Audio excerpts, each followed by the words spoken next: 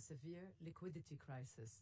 With winter having arrived, women, men, boys and girls face severe poverty and hunger and limited and deteriorating public services, particularly healthcare.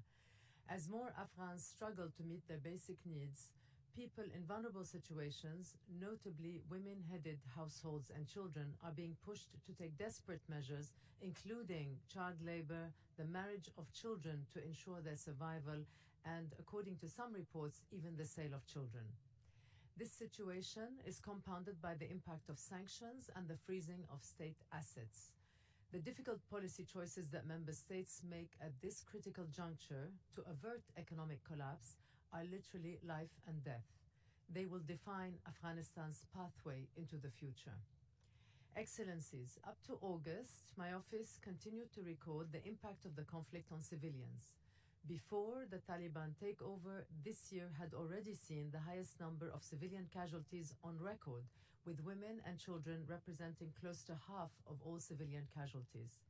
Since August, the harm to civilians due to fighting has receded to a degree, but civilians nevertheless continue to fall victim and remain at risk, as ruthless campaigns of lethal attacks are still being carried out by the Islamic State Khorasan province armed group as well as by other armed groups.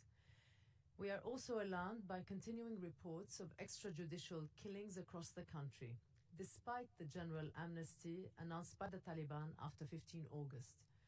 Between August and November, we received credible allegations of more than 100 killings of former Afghan national security forces and others associated with the former government, with at least 72 of these killings attributed to the Taliban. In several cases, the bodies were publicly displayed. This has, of course, exacerbated fear among this sizable category of the population. In Nangarhar province alone, there also appears to be a pattern of at least 50 extrajudicial killings of individuals suspected to be members of the ISIL-KP. Brutal methods of killings, including hanging, beheadings, and public display of corpses, have been reported. I am deeply concerned about the continued risk of recruitment of children by the ISIL-KP, as well as by the de facto authorities, with boys increasingly visible among security forces at checkpoints, as bodyguards, and in combat roles. Children also continue to comprise nearly all of the civilians killed and injured by unexploded ordnance. Your Excellencies, while the Taliban takeover has brought an uneasy end to fighting against governmental forces in the country, the current situation leaves the population with little protection in terms of human rights. Women and girls in particular face great uncertainty with respect to the rights to education, to livelihoods, and to participation, in which they had made important gains over the past 2 decades. The decree on women's rights issued by the de facto authorities on 3 December represents an important signal, but leaves many questions unanswered. For example, it does not make clear a minimum age for marriage, nor refer to any wider women and girls' rights to education, to work, to freedom of movement, or to participate in public life. In particular, with respect to education, and according to UNICEF, out of 4.2 million Afghan children already out of school, 60% are girls. The decline in girls' secondary school attendance has been marked, even in provinces where the de facto authorities permit girls to attend schools. This is in part due to the absence of women teachers, since in several locations such as Bamyan, girls may now only be taught by women. A further 8.8 million children are at risk of being deprived of education given the non-payment of teacher salaries and continuing school closures. Women, except for some teachers, health and NGO workers, are largely prohibited from working and may not take products to market due to the local de facto authorities' closure of women-operated bazaars. Many Afghan women and girls now have to be accompanied by a male relative whenever they leave their residence, and these are strictly enforced in some places, although not all. The continued participation of women in all aspects of life will be fundamental to Afghanistan's future. The UN partners have estimated that restricting women from working could contribute an immediate loss of up to $1 billion, or up to 5% of the country's GDP.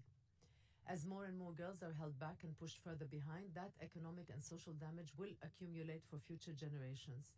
Insisting on respect for the human rights of Afghans, including women and girls, is not only a human rights priority, it is a development priority, an economic priority, and essential for the durability of any future peace and stability of the country as a whole.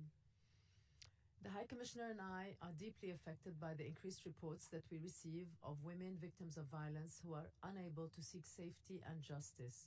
Women's protection shelters in Afghanistan have been closed, and most incidents of violence and harmful practices against women and girls will increasingly go unreported or left to be resolved through traditional dispute resolution mechanisms. We are also concerned at reports of localized forced evictions and related displacements since mid-August, particularly affecting Hazara and other minorities. These appear to stem from long-standing disputes over land and have reportedly been facilitated or tolerated by local de facto authorities. Your Excellencies, Afghanistan's burgeoning civil society has also been uprooted and under attack. Since August, at least 8 civil society activists and 2 journalists have been killed, with others injured in attacks by unidentified armed men. The United Nations Assistance Mission in Afghanistan, UNAMA, has documented 59 apparently arbitrary detentions, beatings, and threats of civil society activists, journalists, and staff of the Afghanistan Independent Human Rights Commission, attributed to the de facto authorities. Several women's rights defenders have been threatened, and there is widespread fear of reprisals since the violent crackdown on women's peaceful protests in September. In some instances, relatives and family members of civil society actors and human rights defenders have faced threats and intimidation. Many media outlets have shut down, and numerous civil society groups have also closed. The Afghanistan Independent Human Rights Commission has been unable to operate since August, and the Afghanistan Independent Bar Association faces a loss of independence following the de facto authorities' decision to administer its activities under the de facto Ministry of Justice. The safety of Afghan judges, prosecutors, and lawyers, particularly women legal professionals, is a matter for particular alarm. Many are currently in hiding for fear of retribution, including from convicted prisoners who were freed by the de facto authorities, notably men convicted of gender-based violence. Meanwhile, critical aspects of the criminal justice system remain unclear, including the roles of prosecutors and defense lawyers, as well as the applicability of the Criminal Procedure Code. While the Taliban released many prisoners in the initial weeks, the current limbo in the criminal justice system exacerbates the backlog of cases and prison overcrowding. Excellencies, how the de facto authorities, indeed, and the international community address the drastic economic and humanitarian crises in the country will determine Afghans' enjoyment of human rights now and into the future. They will mark the difference between potential lives of dignity and well-being or accelerating deprivation, injustice, and tragic loss of life. The de facto authorities' respect for and protection of fundamental rights and freedoms of all persons in Afghanistan without discrimination is integral to ensuring stability. Failure to uphold human rights will inevitably lead to further turmoil and unrest and will hold back Afghanistan's development. Moreover, as a member of the international community, Afghanistan is bound by the existing international obligations of the treaties it has ratified. Obligations under these treaties remain in place, regardless of the particular authorities exercising effective power. Our office, through UNAMA, continues to keep its staff on the ground to provide credible and impartial information. We engage directly and constructively with the de facto authorities to advocate on critical issues and offer the appropriate advice. We are encouraged by these initial contacts. It is vital that Council members support the continuation of our UN human rights presence on the ground and its important human rights work at this crucial juncture for the people of Afghanistan. In light of the highly fluid and evolving situation in the country, our office remains available to further discuss with members and observers of the Human Rights Council this evolving situation at the earliest opportunity in the new year. Thank you, Madam President. I thank you. Excellencies, ladies and gentlemen, I now give the floor to the distinguished representative of Afghanistan as the concerned country. Your Excellency, you have the floor for 5 minutes. Thank you. Thank you very much, Madam President. We thank the Deputy High Commissioner for today's timely oral update. We appreciate the solidarity shown by the international community through holding a special session in August, mandating regular reporting and subsequently establishment of an independent human rights monitoring mechanism. While the country faces multitude of crises, delivery of humanitarian assistance and protection of human rights are the #1 priority of our people in Afghanistan. Madam President, dear colleagues, over the past 2 decades, Afghanistan upheld its international commitment, remained actively engaged with the international human rights system, and fostered an unprecedented level of cooperation with intergovernmental bodies, civil society, and its national human rights institution.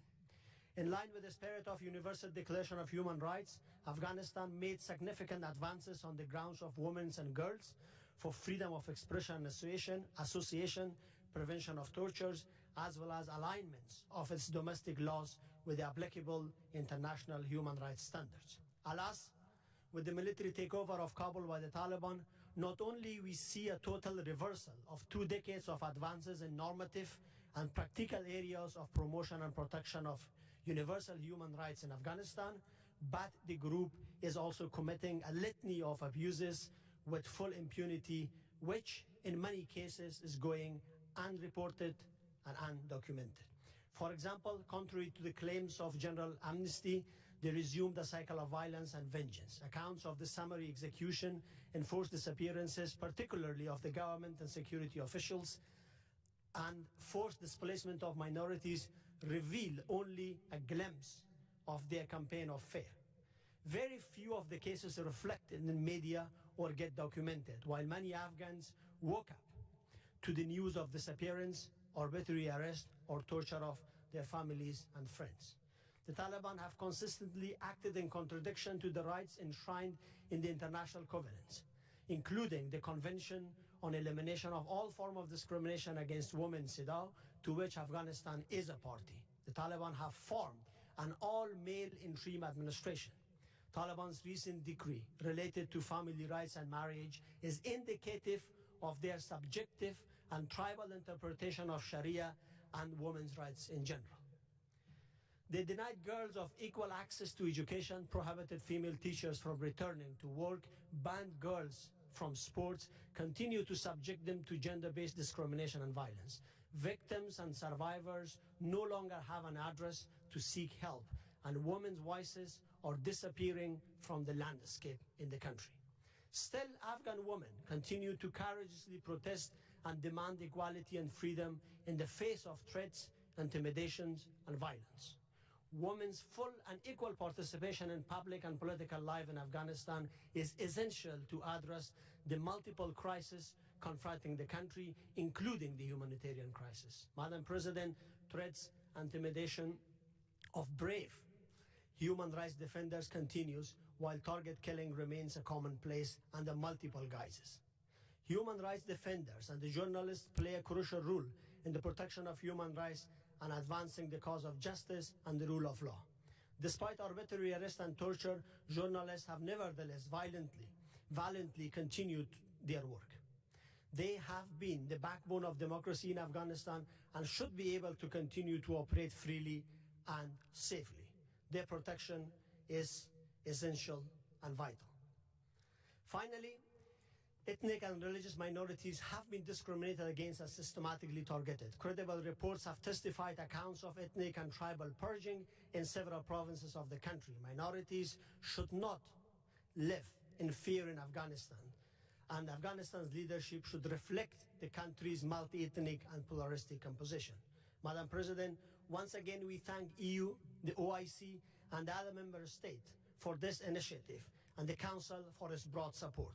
Both resolutions complement each other and constitute a stand against impunity and a vehicle for hope for Afghans living in constant fear of their life and their families. As the people of Afghanistan are experiencing a complete reversal of their fundamental freedom and liberties, the time for prevention and accountability is now. In this regard, the role of the incoming Special Rapporteur and the expert team is crucial. We hope that this mechanism could both help the prevention of further violations and abuses of human rights while paving the way for more robust action toward future accountability and ensure justice, truth, and reparation. Madam President, the people of Afghanistan have demonstrated time and again that they will not accept imposition of any form of totalitarianism. They want to have an active part in shaping the future of their country. While we applaud the UN Credential Committee's decision not to allow Taliban to represent Afghanistan in the United Nations, the international community must listen to the voice of Afghan women, ethnic religious minorities, journalists, human rights defenders, and all of those raising their voice. We require safe and secure environment. We must stand together in upholding fundamental rights of Afghans, and we must not remain silent. Thank you, Madam President. I thank you. As clarified in the note verbal from the Secretariat circulated yesterday, and in line with Resolution 48/1, no interactive dialogue has been mandated for this oral update. Excellencies, ladies and gentlemen, this brings us to the end of this meeting. I wish to thank the Deputy High Commissioner for her presentation and presence today. The Council will convene today at 3 p.m. to hear the interactive dialogue on the interim oral update by the High Commissioner on the situation of human rights in Nicaragua. I now declare closed this meeting.